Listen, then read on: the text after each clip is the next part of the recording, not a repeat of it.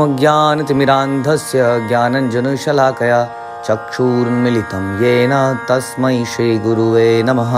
Shri Chaitanya Charitamrita अंतलीला chapter 19 and prayer संख्या 49। तो हम सुन रहे थे किस प्रकार से गोपियां जो है विधाता से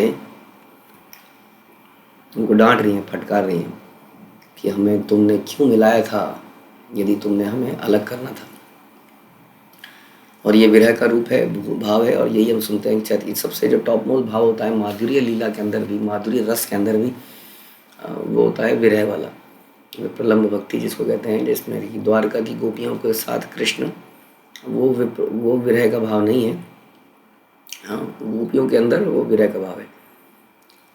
तो इस प्रकार से गोलोक के अंदर भी एक अलग रस है जो कि क्या है, जिसमें दो तरह के रस हम कहते हैं। तो परकिया is not with married wives like Dwarka की रानियाँ। तो गोपियों के साथ परकिया भाव भी है और विरह विप्रलम्ब भक्ति भी उन्हीं के साथ है। तो ये जो माधुर्य रस के अंदर भी जो और ऊपर का रस है वो ये है जिसमें व्यक्ति विरह जब महसूस करता है तो विरह में बहुत ही ज़्यादा विरह अटैचमेंट डेवलप कर देता है किसी व्यक्ति से। जब हम उसके दूर जाते हैं तो अटैचमेंट हमारी बढ़ जाती है। साथ में रहने से हमारी अटैचमेंट कई बार कम हो जाती है, लेकिन दूर जाने से अटैचमेंट बढ़ जाती है। तो उसको करने के लिए भगवान कई बार ऐसा करते हैं। हमने ये चर्चा किया अपने भक्तों के साथ। अक्रूर करे तोमार दोष अमाय के न कर रोष, इहा यदि कह दुराचार, तू ही अक्रूर मूर्ति धरी कृष्ण नील, छुरी करी अन्येरा नहे इच्छे व्यवहार। हे दुराचारी विधाता, यदि तुम हमसे कहो कि अक्रूर ही सचमुच दोषी है, तुम मुझ पर क्यों क्रोधित होती हो? तो मैं तुमसे कहती हूँ कि रे विधाता, तुम ही ने अक्रूर का रूप धारण करके कृष्ण को चुराया है। अन्य कोई व्यक्ति ऐसा व्यवहार नहीं कर सकता, क्योंकि अक्रूर भगवान कृष्ण बलराम को ले गए थे वृंदावन से मथुरा की तरफ, उसके बाद भगवान नहीं आए। तो तुम कहो कि विधाता कि अक्रूर ने सब कुछ किया, नहीं, अक्रूर कुछ नहीं किया, वास्तव में तुम ही ने अक्रूर का रूप लिया। और इस तरह से अगर इसको फिलोसॉफिकली समझें तो ये भी ये बात है कि हमारे जीवन में हमें कष्ट देने बहुत सारे व्यक्ति आते हैं, लेकिन वो भेजे विधाता द्वारा ही होते हैं, क्योंकि हमारा कुछ हिसाब किताब पेंडिंग होता है और हम व्यर्थ ही उस व्यक्ति को गाली गलौज करते हैं। जैसे अक्रूर है, अब इस पूरे प्रोसेस में अक्रूर का क्या दोष है बताइए? अक्रूर है ना, कंस ने किसी को भेजना था, अब Akrur got this opportunity. Akrur जानते थे कि भगवान है और एक अपॉर्चुनिटी मिली उनको भगवान से मिलने की, उनके साथ जाने की। ऐसा नहीं है कि वो भगवान को मृत्यु के पास ले गए, तो जानते थे कि तो स्वयं भगवान है। तो अक्रूर का उसमें कोई दोष नहीं है। कंस की होल प्लानिंग थी, अगर अक्रूर नहीं जाते तो कोई और जाता। तो इसलिए हमारे जीवन में भी कष्ट देने के लिए कोई व्यक्ति आ जाता है। कई बार कोई हमारा मित्र है, कोई हमारी सास है, हमें लगता है यही है मेरे जीवन में, कोई लगता है बहू यही है मेरे जीवन में, कोई चीट कर देता है हमें, कई बार हमें लगता है यही मेरे जीवन में सबसे बड़ा दुख देने वाला व्यक्ति है। तो ऐसे ऐसे हम कई व्यक्तियों से दोष डेवलप कर लेते हैं, ईर्ष्या, क्रोध डेवलप कर लेते हैं, जबकि वो व्यक्ति हमारे जीवन में विधाता द्वारा ही भेजा गया है for our plus and minus, पाप कर्म पुण्य कर्म उनको निपटाने के लिए। तो इसलिए यहाँ गोपियाँ कह रही हैं कि विधाता या क्रूर भी तुमने ही भेजा है। ये थोड़ा सा डिफरेंट मूड है। यहाँ में विधाता से लड़ाई भी है फर्दर। भेजा तो तुमने ही है, लेकिन तुमने भेजा क्यों है? आपनार कर्म दोष तोबे की बाकरी रोष, तोया मोया संबंध भी दूर, ये हमारा प्राणनाथ एकत्र रही यार साथ, से ही कृष्ण हैला निठुर। किंतु यह तो मेरे ही भाग्य का दोष है। This is what we were talking about, तथ्य अनुकंपा सुतिमाणो, जिसमें हम कहते हैं कि हर व्यक्ति ये सोचे कि मेरे साथ जो हो रहा है वो मेरे कर्मों का फल है और मुझे उसको सहन करते हुए भक्ति करनी है। भगवान कहते हैं वो मेरे धाम का, मेरा सब चीज़ों का अधिकारी बन जाता है, मुझे प्राप्त करने का अधिकारी बन जाता है, जिसने इतनी tolerance and forgiveness and understanding develop कर ली। और this is the right understanding. ऐसा नहीं है कि हम कुछ सहन कर रहे हैं, यही सत्य भी तथ्य भी यही है कि जो हो रहा है वो हमारे कर्मों का ही फल है। इसमें कोई बहुत बड़ा काम नहीं है कि आदमी कोई पूछे कि देखिए जी मेरी सोच कितनी महान है। अरे सोच महान क्या, मैंने ही किया है, उसमें क्या महान है? कोई व्यक्ति मर्डर करके जेल में बैठा हो और आपको बोले कि नहीं जी दोस्त तो मेरा ही है, आप कहीं कितनी महान सोच है। अबे और किसका दोस्त है? तुम्हारा ही दोस्त है। मर्डर करके बैठे हो यहाँ पर, क्या हो गया अगर बोल रहे हो तो मेरा ही दोस्त है। लेकिन ऐसे में क्या करें कि जब व्यक्ति ये बोले उसके अंदर भी मेरा दोस्त नहीं है, उसने मुझे उकसाया, उसने मेरे सर पे मारा, मैंने उसका सर फोड़ दिया। कई बार बच्चों की लड़ाई होती है, हम कहते हैं क्या हुआ, क्यों मारा तुमने इसको? प्रभु जी मैं जा रहा था, इसने मेरे को चूटी मार दी। तो मैंने ऐसा किया कि कभी चूटी मारी ना पाए। तो अगर व्यक्ति ऐसा बोले तो कि मैंने ये इसलिए किया क्योंकि इसके पीछे ऐसा कारण था। हर व्यक्ति कुछ कारण बोलता हमेशा, मेरी इंटेंशन साफ थी लेकिन ऐसा कर दिया।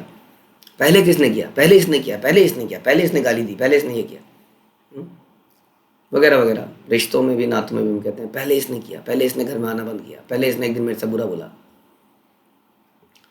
तो मैं ये कह रहा था कि अगर कोई व्यक्ति ये बोलता है कि जो मेरे साथ हो रहा है मेरे ही कर्मों का दोष है, तो अपने आप को बहुत उच्च ना माने, क्योंकि दिस इज द रियलिटी।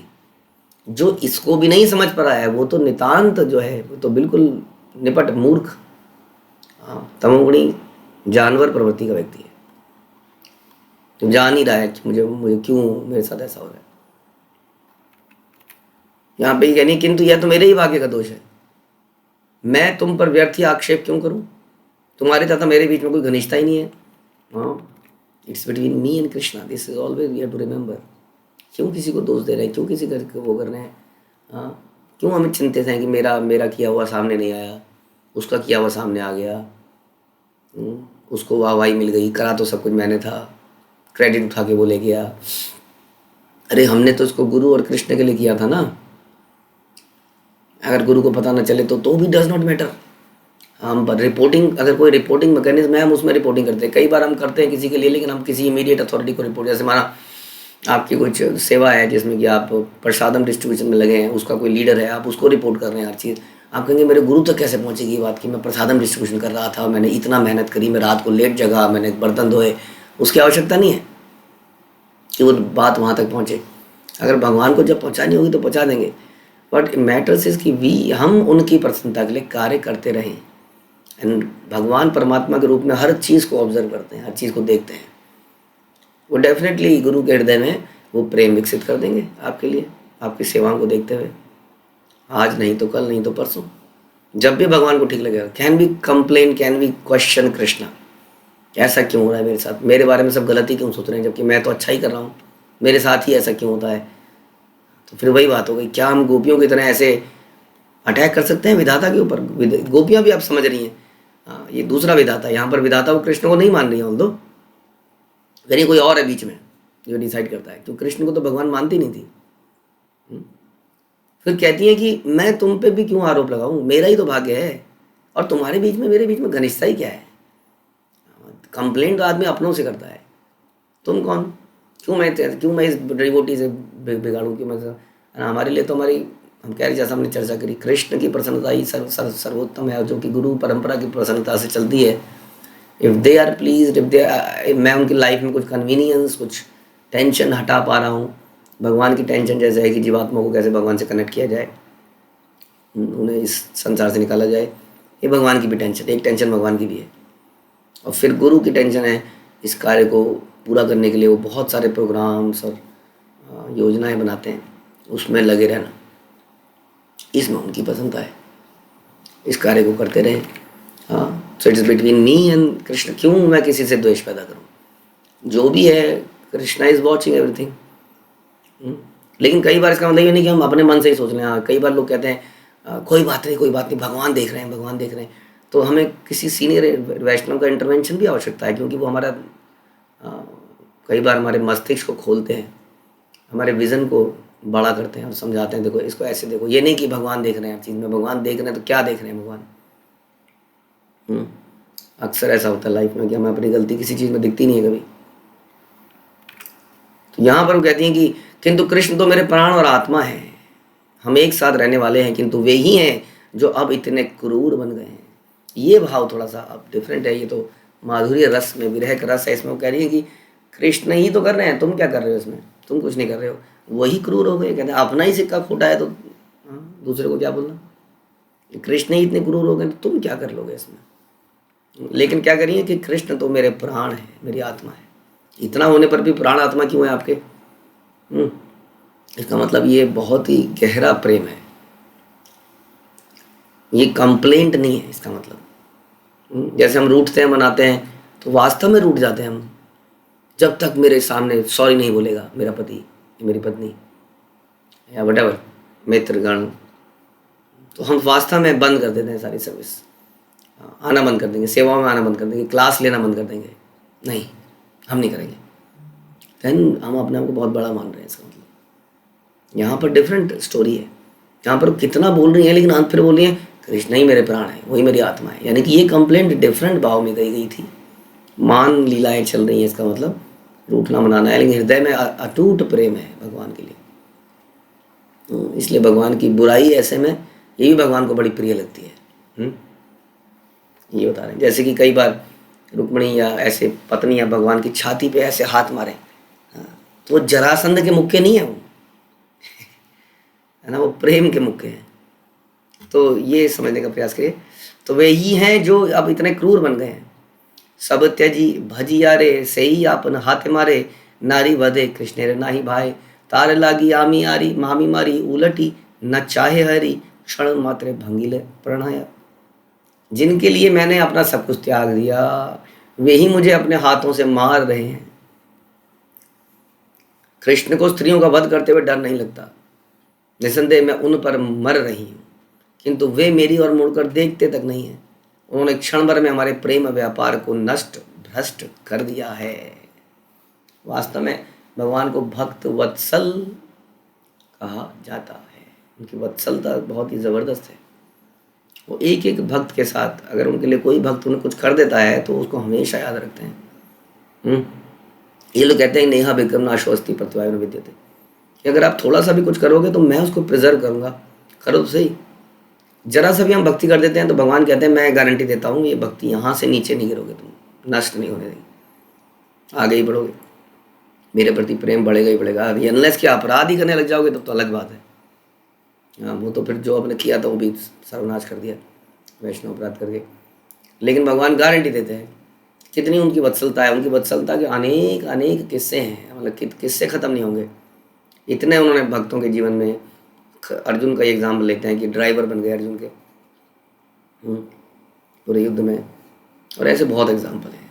जैसे भगवान ने खुद ही प्रसाद बनाया, खुद ही कंधे पे ढो के लेके आए, न जाने कितने ऐसे एग्जाम्पल हैं भक्त वत्सलता के। हाँ, वो चरण धोने को तैयार हो जाते हैं अपने भक्तों के, लात खाने को तैयार हो जाते हैं अपने भक्तों की, अनेक अनेक एग्जाम्पल। भगवान बहुत ही भक्त वत्सल हैं। ऐसा हो नहीं सकता कि वो मुड़ कर ना देखें हमारी तरफ, वो बहुत निरंतर देखते रहते हैं, निरंतर। जैसे कि श्वेतावत क्या कौन सा उपनिषद है, श्वेतावतार, इसमें बताया गया कि दो पक्षी हैं और दो पक्षियों में से एक पक्षी तो अपना फल खाने में लगा है, दूसरा पक्षी उस पक्षी को देख रहा है बेचारा टुकुर टुकुर। जनरली भगवान Krishna should eat and we should observe.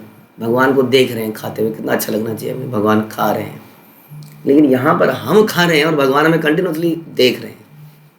मेरी तरफ कब देखेगा बताइए? हम इग्नोर कर रहे हैं भगवान को, भगवान इग्नोर नहीं करते हमें।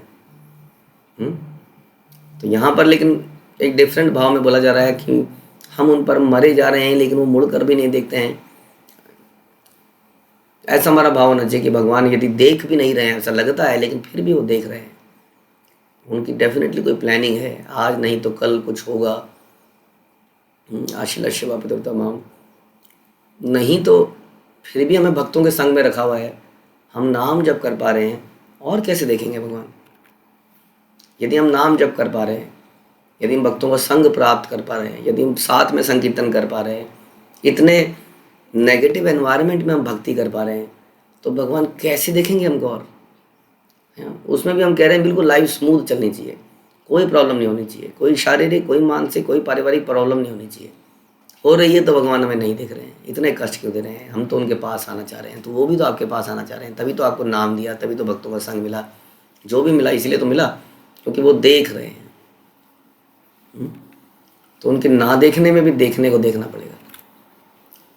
तो उन्होंने क्षण भर में हमारे प्रेम व्यवहार को नष्ट कर दिया। गोपियाँ बहुत ही उच्च विरह के भाव में इस वक्त। कृष्ण के ने करी रोष आपने दुदेव दोष, पाकिल मोर एई पाप फल, एई कृष्ण मोर प्रेमाधीन, तारे कैला उदासीन, एई मोर अभाग्य प्रबल।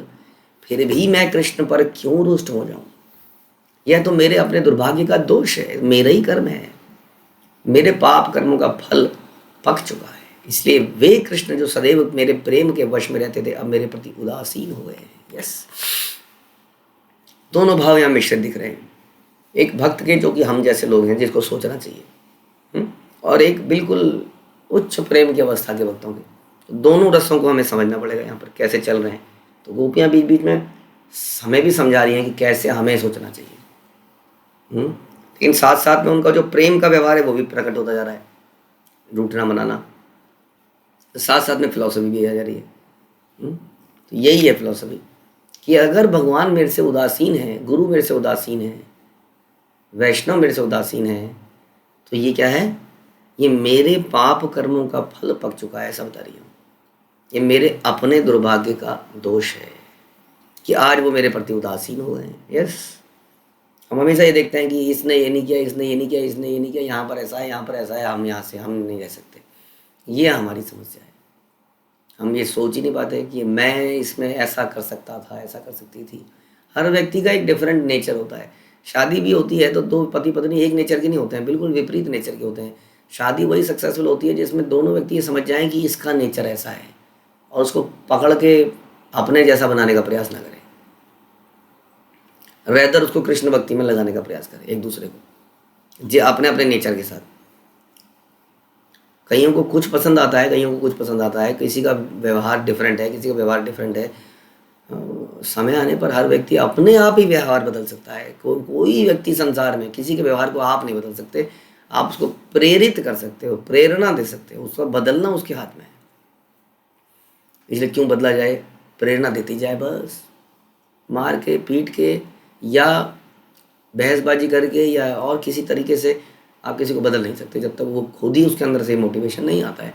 इसलिए शादी वही चलती है जिसमें उसके बिहेवियर को एक्सेप्ट करता है व्यक्ति और ये देखता है कि अल्टीमेटली इनको कृष्ण की सेवा में लगाना है, लग रहे हैं, लगे हुए हैं। और ऐसे ही फिर किसी मित्र में, ऐसे ही कॉन्ग्रीगेशन में और ऐसे हर जगह। ऐसा नहीं है कि एक कॉन्ग्रीगेशन में ही बड़े डिफरेंट माहौल है, यहाँ नहीं, यहाँ नहीं, हम कहीं और जाएंगे, वहाँ पर भी यही लोग मिलेंगे। जैसे कंपनियों में अब आदमी एक कंपनी से फ्रस्ट्रेट हो जाता है, ये कंपनी में काम नहीं करूँगा, अब तो एक आध साल में दूसरी कंपनी में भी वही सब कुछ दिखने लगता है। शुरू में सब जगह अच्छा लगता है। प्रॉब्लम कहाँ है? प्रॉब्लम तो हमारे अंदर है, प्रॉब्लम दूसरे के अंदर थोड़ी थी। ना तो कांग्रीगेशन में थी, ना इस्कॉन में थी। फिर इस्कॉन में कमियां दिखती हैं, फिर कृष्ण भक्ति में कमियां दिखती हैं, फिर भगवान में कमियां दिखती हैं। तो कमी तो हमें अपने अंदर देखनी पड़ेगी कि वो प्रॉब्लम वहाँ पर थी। हम प्रॉब्लम को क्या है, वो मुझसे बुरा न होए, बुरा जो देखने चला, ये तो हमने सोचा ही नहीं कि मुझसे बुरा कोई है ही नहीं। यहाँ पर गोपियाँ ये बता रही हैं कि मेरे दुर्भाग्य का दोष है, मेरे पाप कर्मों का फल पक चुका है, इसलिए ऐसा मेरे साथ हो रहा है कि now Guru is ignoring me, now Krishna is ignoring me, it looks like. Although कभी ऐसा होता नहीं है, फिर भी भगवान समभाव बने रहते हैं, गुरु भी समभाव बने रहते हैं, लेकिन प्रेम तो जितना गुड़ डालो उतना मीठा वाली बात है। प्रेम संबंध में तो वो अलग मैटर हो जाता है ना। उसके लिए हम कितने क्वेश्चन ये आता है, हम कितने समर्पित हैं, हम अपने आप को कितना समर्पित कर सकते हैं, हम अपने रिलेटेड चीज़ों को कितना समर्पित कर सकते हैं। उसी माध्यम है, जैसे कि गोपियाँ हैं जो कि सब कुछ समर्पित कर देती हैं, उसी मात्रा में प्रेम मिलता है। फिर भी वो कह रही है कि कृष्ण मेरे प्रति उदासीन हो गए, यानी कि फिर भी इतना करने के बाद भी जिस गोपियों ने अपना परिवार त्याग दिया, हर चीज़ त्याग दी, अब भी वो कह रही है मेरी ही कुछ कमी रह गई, ज़रूर मेरी ही कुछ कमी रहेगी जो मेरे साथ ऐसा हो रहा है। इसलिए वो गोपियाँ हैं और इसीलिए आज हम वहीं स्थिति पर हैं जहाँ कई साल पहले थे। इसलिए आज भी वो प्रेम विकार पैदा, आज भी कुछ दोष दर्शन हो रहा है, आज भी मी एंड माइंड का चक्कर है, आज भी मेरा नाम कैसे होगा इसका चक्कर है, आज भी बहुत सारे समस्याएं दिख रही हैं आसपास चारों तरफ। यही है, जबकि हम गोपीर भरतुर पद कमरे दास दास हम उन्हीं के पद चिन्हों पर चलना चाहते हैं। ये गोपियाँ, इनके जितना किसने किया हो बताओ? हम में से कोई ऐसा जितना अपना इस परिवार समाज हर चीज़ इस कदर त्याग दिया हो? जैसा गोपियों ने किया। उसके बाद भी कृष्ण के चले जाने पर वो कह रही हैं इसमें मेरे दुर्भाग्य है, मेरा पापों का फल है, मैं ही नहीं कर पा रही हूँ, ऐसा वो सोचती हैं। ऐसा हमें सोचने पर प्रेरित करती हैं कि हमें भी जब लगता है ना कि ऐसा क्यों हो रहा है, ये मेरे साथ क्यों हो रहा है, तो यही सारी फिलॉसफी हमें सोचनी है। यही मत गौर राय विषाद करे हाय हाय, हा हा कृष्ण तुम्ही गेला कति, गोपी भाव हृदय तार वाक्य विलापय, गोविंद दामोदर माधवेति। इस तरह श्री चैतन्य महाप्रभु विरह भाव में शोक करते, हाय हाय हे कृष्ण आप कहाँ चले गए। श्री चैतन्य महाप्रभु अपने हृदय में गोपियों के भावों का अनुभव करते हुए हे गोविंद, हे दामोदर, हे माधव, जैसे उन शब्दों से अपनी पीड़ा व्यक्त कर दे। हे गोविंद, हे दामोदर और हे माधव, कहाँ हैं आप। तबे स्वरूप राम राय करी नाना उपाय, महाप्रभु इति करे आश्वासन, गायन संगम गीत प्रभुर फिराइला चित, प्रभुर किछु स्थिर हिला मन। तब स्वरूप दामोदर तथा रामानंद राय ने महाप्रभु को सांत्वना देने के लिए तरह तरह के उपाय किए। तो ऐसे में जब बहुत ज़्यादा तीव्र विरह हो जाता है तो गोपियाँ एक काम करा करती थी कि कृष्ण की लीलाएं चर्चा करती थी। अब लीलाओं को सुनते हुए, जैसे हम किसी प्ले को देखते हैं या किसी मूवी को देखते हैं, तो थोड़ी देर में हम उस मूवी के अंदर चले जाते हैं, एज इफ कि हम उसमें पार्टिसिपेट कर रहे हैं। तो उसी तरह से भक्त जब कृष्ण की लीलाएं सुनते हैं तो उसके अंदर चले जाते हैं, और इस प्रकार से वो भूल जाते हैं कि कृष्ण हमारे साथ नहीं है, उन्हें अपने आसपास ही दिखने लगते हैं। अच्छी तरीके से यदि कथा सुनी जाए या कोई नाट्य देखा जाए तो हम उसी के अंदर चले जाते हैं, और इस प्रकार से वो जो विरह की पीड़ा को दूर करते हैं। और यही सबसे बड़ी औषधि बताई गई है, दिस इज द वे। पहले तो विरह की, अभी हमें समझ नहीं आएगा कि विरह अभी पैदा तो हो, तब विरह को दूर करने के लिए हम कृष्ण की लीलाएं सुनेंगे। अभी तो विरह पैदा करने के लिए कृष्ण की लीला सुनते हैं हम लोग। यही गोपी गीत में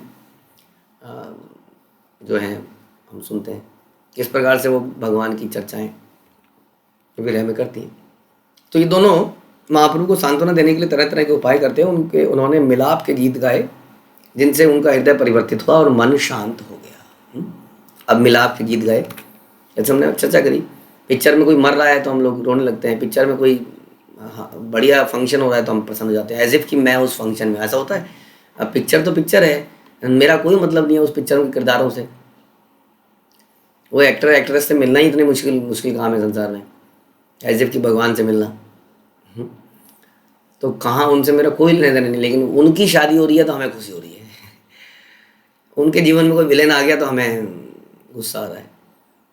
तो इस प्रकार से ये नकली चीज़ों के लिए जब हम इसका इतना प्रभाव पड़ता है, जो प्रेजेंटेशंस हैं, आदमी इल्यूजन हो जाता है। और इसलिए उसी प्रेजेंटेशन को कृष्ण भक्ति में हम यूज़ करें, ऐसे नाट्य बनाएं, मूवीज़ बनाएं, ऐसी कथाओं का आयोजन करें जिसमें तब भी भगवान से, गोपियों से दूर जा रहे होंगे तो हमें रोना है, वास्तव में रोना है।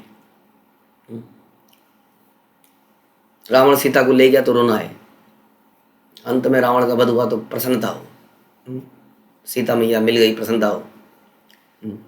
इस प्रकार कृष्ण किस प्रकार से एक एक राक्षस को मारते हैं और सब संकट में है, और राक्षस के मरते ही सब उछल रहे हैं, very good, well done, well done, तालियां बज रही हैं, हम प्रसन्नता में। तो इस प्रकार से उन्हीं चीज़ों को यहाँ पे मोड़ा जा सकता है।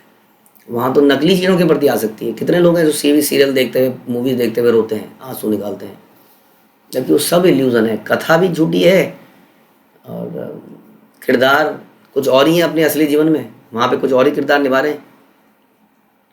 कितने ऐसे केस हैं कि ये रामायण महाभारत, इन किरदारों के लोगों को लोग प्रणाम करने जाते, इतना श्रद्धा थी, शायद थी कहेंगे भारत में, कि इन किरदारों को पर्सनल बाद में आता था कि लोग इनके घर में चढ़ावा चढ़ाने जा रहे हैं, पैर छूने जा रहे हैं। लेकिन फिर कई बार किसी न्यूज़ में आ जाता था, देखो जी राम जी का असली कैरेक्टर, देखो जी कृष्ण का असली कैरेक्टर क्या कर रहा है।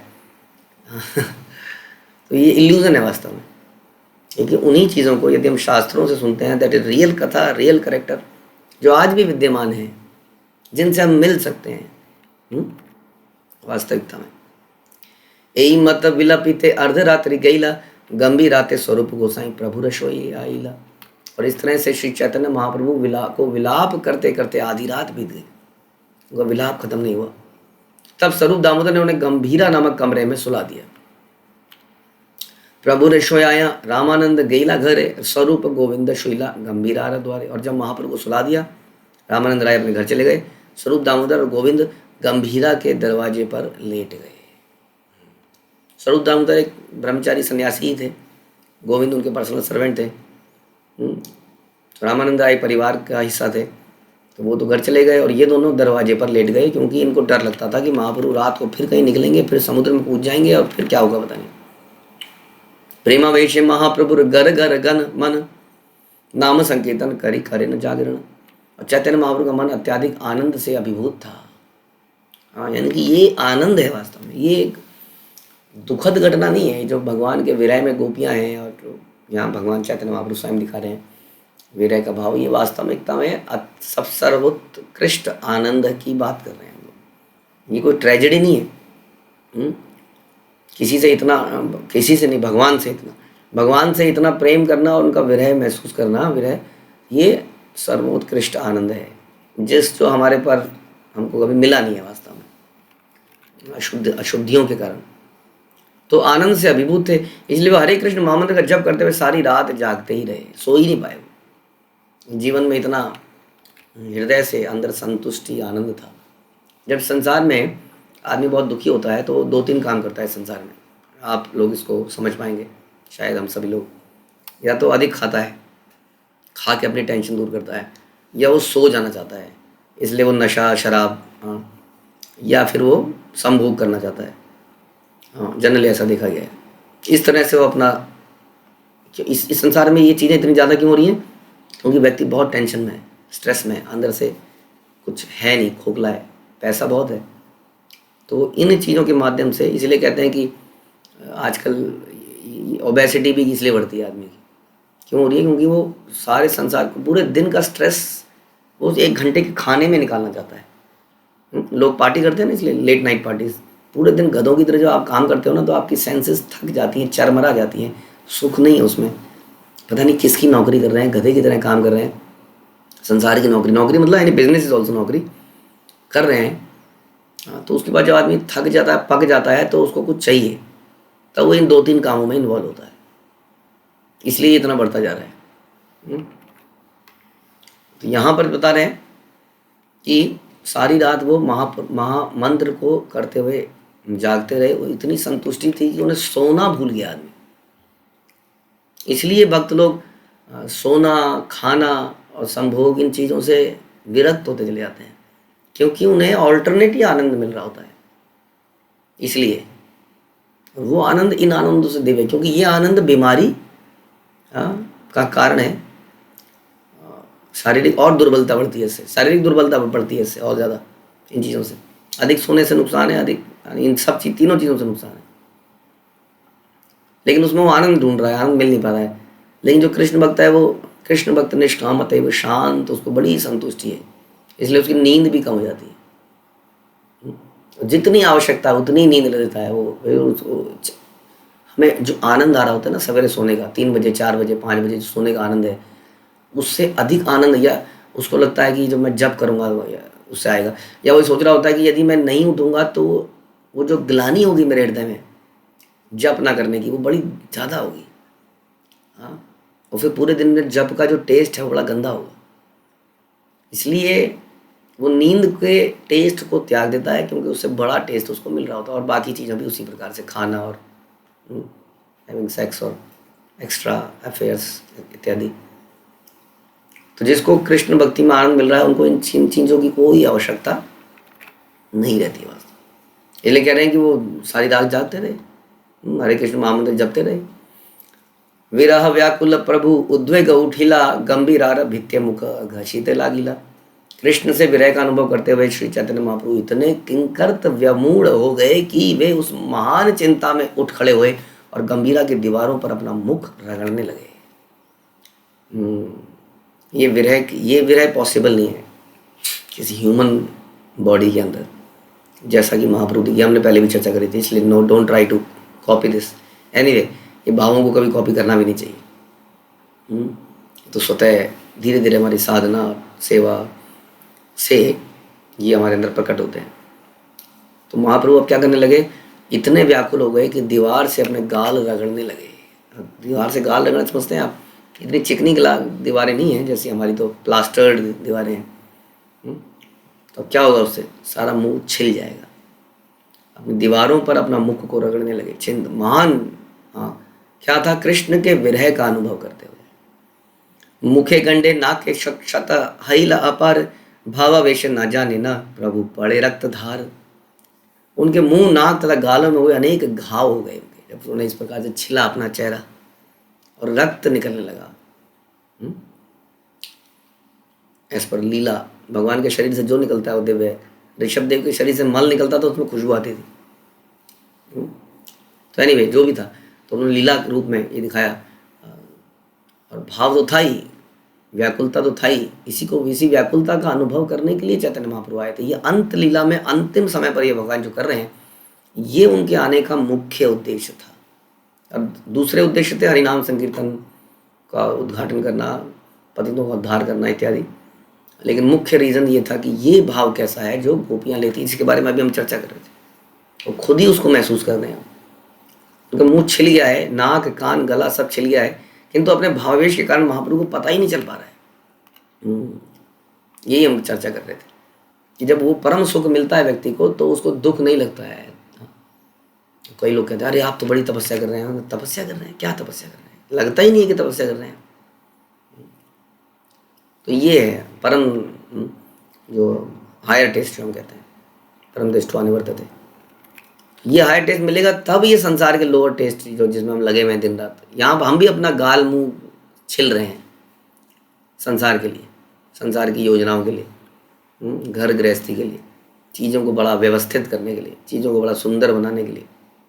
लेकिन चैतन्य महाप्रभु कुछ और कर रहे हैं। गंभीरा कमरा आप देखने जाएंगे तो आज भी गंभीरा कमरा देखेंगे तो बिल्कुल नॉन ऑपुलेंट जगह है, एकदम साधारण सा कमरा है, छोटा सा कमरा है। मुझे लगता है कि पता नहीं 10 बाई 10 का भी होगा कि नहीं होगा। वेरी स्मॉल रूम जिसमें महाप्रभु रहते थे, तो उसमें रह रहे हैं, लेकिन उसके अंदर भी उन्हें परम परम परम स्वाद आ रहा है। उनको मालूम ही नहीं चल रहा है कि क्या हो रहा है। सर्वरात्रि करे न भाव मुख संघर्षण, गौ गौ शब्द करे न स्वरूप सुनील तखन। भावावेश में चैतन्य महाप्रभु सारी रात दीवारों पर अपना मुंह रगड़ते रहे और अजीब अजीब से शब्द निकालते रहे, गौ गौ, जिसे स्वरूप दामोदर दरवाजे से सुन सकते थे। और बड़े चिंतित हो रहे थे स्वरूप दामोदर ये सब सुनकर। हाँ, तो उन्होंने सोचा कि जरूर कुछ ज़्यादा ही कुछ समस्या है। बड़े चिंतित रहते थे, जैसे कि भगवान को गर्मी नहीं लगती है भगवान को, लेकिन भक्त फिर भी चंदन लगाता है। उनको गर्मी कैसे लग सकती है, लेकिन ये प्रेम का आदान प्रदान होने के लिए। जनरली हमें कोई गिफ्ट की आवश्यकता होती नहीं है, जो संतुष्ट भक्त हैं उन्हें क्या आवश्यकता है किसी चीज़ की, लेकिन फिर भी आदान प्रदान होता है, प्रेम का आदान प्रदान होता है। और गिफ्ट में एक पत्रम पुष्पम फलम, तो हम भगवान कहते हैं ये दे दीजिए, कुछ भी हो सकता है प्रेम से अगर दिया जाए तो स्वरूप दामोदर बड़े चिंतित हैं और अंदर जाके देखना चाहते हैं कि क्या हो रहा है, महाप्रभु सुरक्षित तो हैं। इस भाव से वो दरवाजे को खोलना जाना चाहते हैं, लेकिन क्या वो देखेंगे अंदर दरवाजे के अंदर, इसकी चर्चा हम अगले प्रवचन में करेंगे। हरे कृष्णा। श्रील प्रभुपाद की जय, श्री चैतन्य चरितामृत की जय, श्री कृष्णदास कविराज की जय।